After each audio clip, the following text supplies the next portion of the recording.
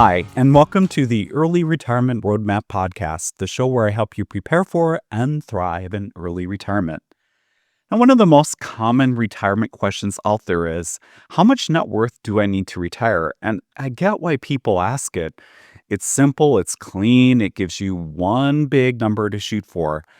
But here's the problem. Net worth by itself is one of the most misleading numbers in retirement. In fact, two people can have the exact same net worth and be in completely different retirement situations.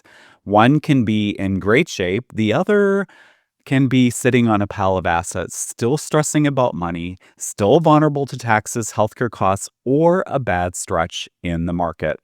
So, in this episode, I want to talk about the retirement number that matters more than net worth, because once you understand this number, retirement starts making a whole lot more sense.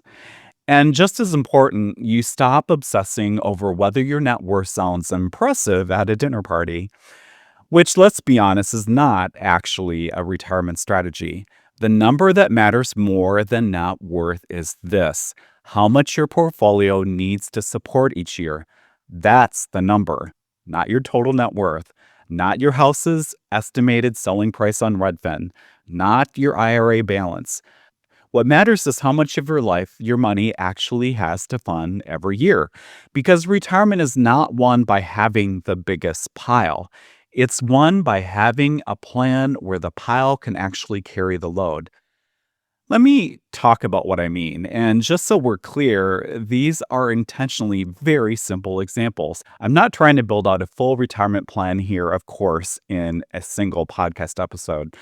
I'm not modeling every tax deal or out of pocket medical costs beyond the insurance premiums. I'm just simplifying the math enough to explain why net worth by itself can be misleading. And to keep the comparison apples to apples, let's assume both households are low utilization health couples choosing bronze marketplace plans for the lower monthly premiums. Let's say we have two households. Household number one has a net worth of $2 million. That sounds great, right? But let's look a little closer. Maybe 900,000 of that is tied up in the house. Maybe another 900,000 is in traditional IRA and 401k accounts. Then maybe they've got 100,000 in cash and 100,000 in a brokerage account.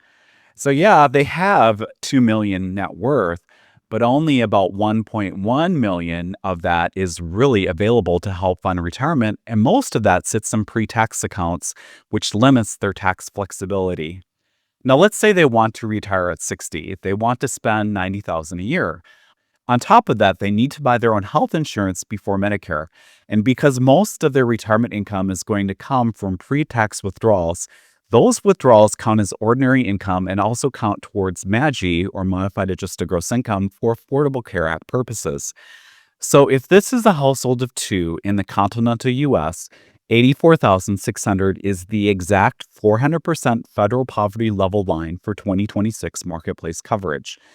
And if their pre-tax withdrawals push them above that line, they can lose premium help and end up paying the full price for their marketplace premiums. So let's say health insurance costs them another 20,000 per year. Then let's say taxes add another 8,000 or so. Now, the real number the portfolio may need to support is more like 115,000 to 120,000 a year. And that's where the problem becomes obvious. They do not really have a $2 million retirement engine. They have about a 1.1 million engine outside the house, and most of that is in pre-tax accounts. So asking that smaller, less flexible pool of money to support 115 to 120,000 a year is extremely aggressive for a 30-year or longer retirement. In other words, this is not a strong plan just because the net worth starts with a 2. This household may look wealthy on paper, but the retirement plan itself is not realistic, and this couple is not in a good position to retire. Now compare that to household number 2. They have a net worth of 1.5 million. So on paper, they look less wealthy when you're looking at their net worth. But maybe their situation is structured much better for retirement. Let's say if they've got a $300,000 house, 500,000 in a taxable brokerage account, 350,000 in traditional retirement accounts, 250,000 in Roth accounts, and 100,000 in cash. So they have less total net worth, yeah, but they have more flexibility in the places that matter. Now, let's say this household also wants to retire at 60, and let's say they only want to spend 70,000 a year. Maybe because they can control MAGI better, they stay under 400% of the federal poverty level line and qualify for subsidies. So their net health insurance premium on a bronze plan could be several $1,000s a year instead of paying the full price premiums. Maybe their taxes are also lower because they can pull from taxable Roth and traditional accounts in a more efficient mix. So instead of needing the portfolio to support something like 115,000 to 120,000 a year, maybe they only need about 75 to 80,000. That's a massive difference. So even though household number 2 has a lower net worth, their retirement plan may actually be safer. Why? Because they want less from the portfolio, because more of their money is accessible and flexible, because they have more control over their taxable income, and because their plan puts less pressure on the investments during the early retirement years. That's why net worth is not the best retirement number. It tells you how much you own. It does not tell you how well your retirement plan will work. And that brings us back to the number that matters more, your portfolio support number. That's how much your investments need to provide each year to fund your lifestyle. That's the number you should care about a lot more than net worth, because that number gets us much closer to the real question. Not how rich am I on paper, but can my money actually support the life I want to live? Here's a simple version of how I think about it. Take your real annual spending, add in your health insurance costs, especially if you're retiring before 65, add in taxes, then subtract any reliable income sources that are not coming from your portfolio. What's left is the amount your portfolio has to support. That's your number. That's the load your investments have to carry. And once you know that, you can start making much better decisions. And that is exactly what the two households we just walked through showed us. The issue was not just their net worth. The issue was how much their portfolio needed to support, how flexible their accounts were, and how much pressure they were putting on the plan in those early retirement years. And that is why I say this number matters much more than net worth, because this number changes how safe your plan really is.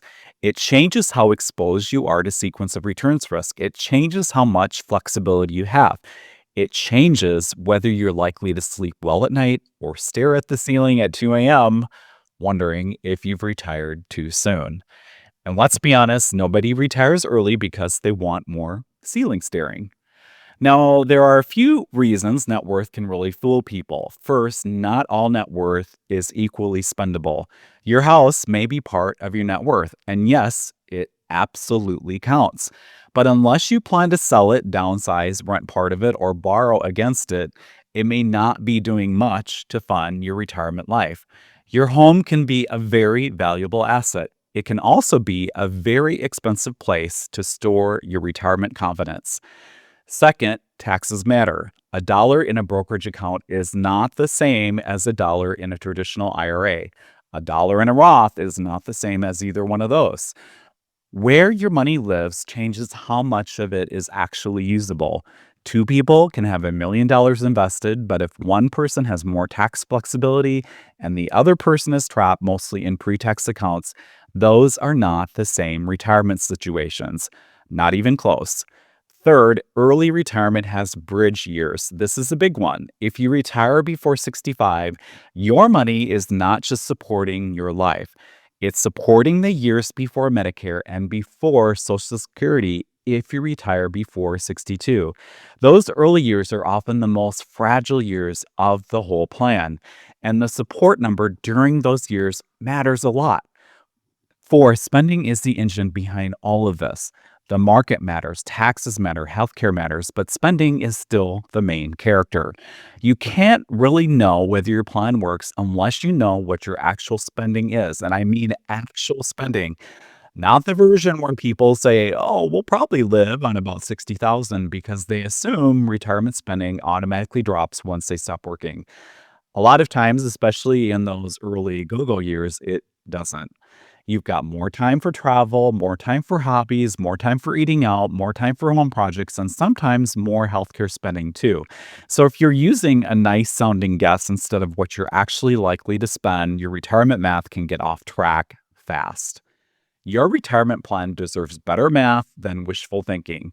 So, if net worth is not the best retirement number, what should you actually focus on? I would focus on five things. Number one, your real annual spending. That's the foundation. If that number is off, everything built on top of it gets shaky fast. Number two, your health insurance number. If you're retiring before 65, this is not some tiny side detail. This can be one of the biggest line items in the plan, especially if your income is high enough to reduce or eliminate Affordable Care Act subsidies. Number three, your tax number, not just what tax bracket you're in today, but how taxable your withdrawals are going to be and how much control you actually have. Number four, your bridge number. How much does your portfolio have to cover before Medicare, before Social Security, or before any other reliable income kicks in? And number five, the amount your portfolio needs to cover each year. How much does the portfolio need to do each year in each phase of retirement? That is the number I want front and center, and so should you, because that is the number that connects your spending to your assets in the real world. And by the way, if this five number framework sounds familiar, I actually did a full podcast episode on it that I'll put in the description or show notes. And I also built a tool to help you work through it yourself. It's available in my Patreon tools library, and the link is in the description. You can join Patreon for free and access some freebies here too, including my 12-step early retirement planning checklist that I just updated for 2026, my ebook ACA Premium Shock Fix, and my ACA MAGI estimator. And if you want more help, there are paid membership tiers too. One gives you access to additional tools I've created, including the tool I created to help you do the math to figure out the five numbers I just mentioned. Another tier adds ad-free access to all of my podcast episodes, plus early access to new ones before released to the general public. And the top tier lets you ask me your retirement questions directly. So when someone asks, how much net worth do I need to retire? My honest answer is usually, that depends. I know, very dramatic, very satisfying, but it's absolutely true. Everyone's situation is different. And because the better question is not, what net worth do I need? The better question is, what does my portfolio need to support and for how long? That's where the real answer lives.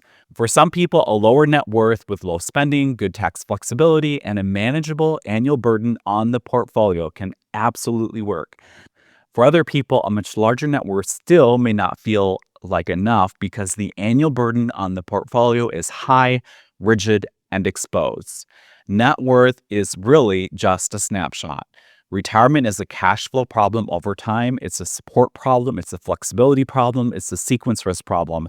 And once you look at it that way, you start asking much better questions. And you start saying, how much do I really spend? What years are the most expensive? How much of my portfolio do I need before 65? How much drops off after Medicare or Social Security starts? How tax efficient are my withdrawals? How flexible is my plan if the market has a rough first few years? Those are the kinds of questions that lead to better retirement decisions. So if you take nothing else away from this episode, take this. Net worth matters. I'm not saying it doesn't. It matters, but it is not the number that tells you whether your retirement plan actually works. The number that matters more is how much your portfolio needs to support, because that number determines whether your money can carry your lifestyle. And in retirement, that's the entire game. Thank you so much for listening. This is Mike Upland, early retiree in 2024 at the age of 55. Take care, and until next time, make the most of today.